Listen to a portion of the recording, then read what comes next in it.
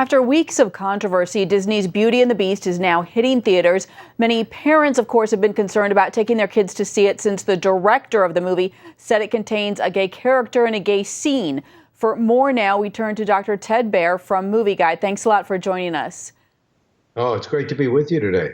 You have seen this new version of Beauty and the Beast. Are the scenes with the gay character what they're calling an exclusively gay moment? Are they a concern for families? Well, you've asked a brilliant question because you packed so much into it. One, I've been head of a department at Berkeley and at City University, New York, and studying cognitive development theory. Kids that are susceptible are always somebody to be concerned about. You have to care about the kids. You have to be careful that their susceptibility don't lead them in the wrong direction. Now, when I was head of the department at Berkeley, there were 500,000 studies on the subject. Different children have different propensities.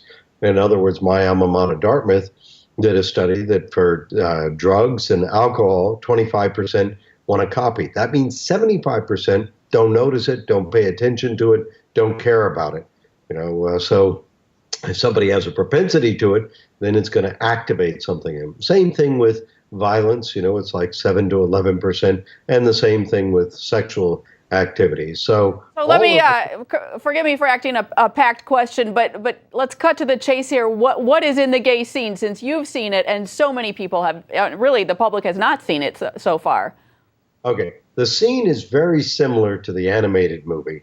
What they've done is they've tweaked up some of the illusions, the homosexual illusions, just a little bit, and toned down some of the Christian illusions in the original animated movie.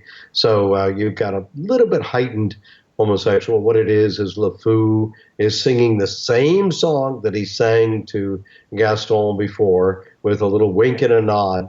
You could take it either way. There's a German word for this called Zweideutig. So you could take it either way. But clearly it's a little bit more. And then you've got the wardrobe dressing three of Gaston's henchmen as women, and one of them turns toward the camera and is happy about it. These are all things that are very subtle. Now, the subtlety doesn't matter. There's a whole movie out that I could point you to, made about 20 years ago, about people who are susceptible to this. One woman said that she realized her sexuality after watching Marlene Dietrich give a peck on the cheek to a woman in the movie The Blue Angel back in 1930. So this has been going on. And Disney has had these characters for a long time. So how much more this is than the witch in Little Mermaid, which was clearly modeled after a cross-dressing man named Divine. All of those things have been going on. I think they originally started out doing this as a publicity stunt, but it's backfired on them because some of the people in the movie have used it as a platform for their own political agenda. And that's going to hurt the box office. 117 million people go to church every week and only 20 million people go to movies. They need that 117 million people, and they're going to lower the box office a smidgen.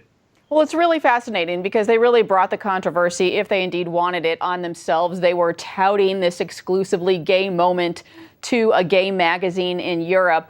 But it sounds like it's not explicit, like it's subtle and you have to kind of be looking for it. So should parents be concerned with their children, if they're thinking about taking them to the movie? Well, now we're back to the first part of your question, which is very true. It is subtle. The trouble is, and as I told you about that documentary, which shows people that were affected by sex scenes in movies, that quite often it's the subtlety that causes them to go over the deep end. In fact, Dr. Dobson interviewed a serial killer many years ago, and he says it wasn't the explicit sex, it's the subtle sex that got him aroused. So all of those things play upon the minds of people who have that susceptibility. You want to take it into a Christian context, God gave us 7 deadly sins. So, that everybody has a different propensity, a different thing that they gravitate toward. If your children are susceptible, the problem is, having done, gotten 60 professors together back in the 70s to study, put together the first media literacy course.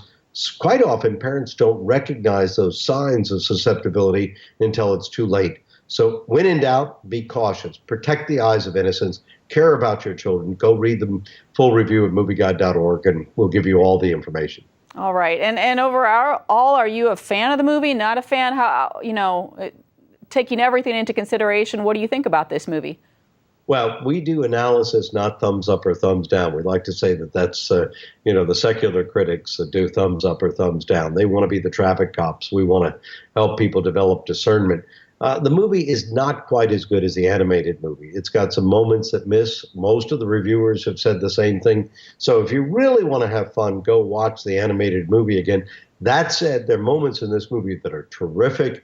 The whole redemption of the beast, she gives up her life to redeem the beast. That's a very Christian theme, and only a Christian theme, that you're willing to sacrifice yourself to save somebody else. And of course, it does save him. So there are Christian elements in the movie. There's also these other elements in the movie. It's a mixed bag, and most people are not going to notice the elements that don't appeal to them.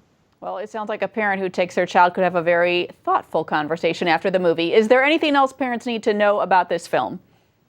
Well, the film is, one, it's going to edge a little bit more feminist than the original version. It's going to edge a little bit less Christian. The Christian elements were more overt in the animated version. And, if you want great films out there, there are a whole slew of them. Probably the best one out there right now is Lego Batman movie, which was done by the nephew of a friend of mine, Phil Lord. And it's just clean and wholesome, and it's about getting over your pride and learning to love other people. You can't have a better message than that. So there's a lot of good movies out there competing for the attention of our families. And if you're concerned, either watch the old version at home or go to Lego Batman movie. All right. Dr. Ted Baer, a lot to unpack. Thanks for your time. Have a great day.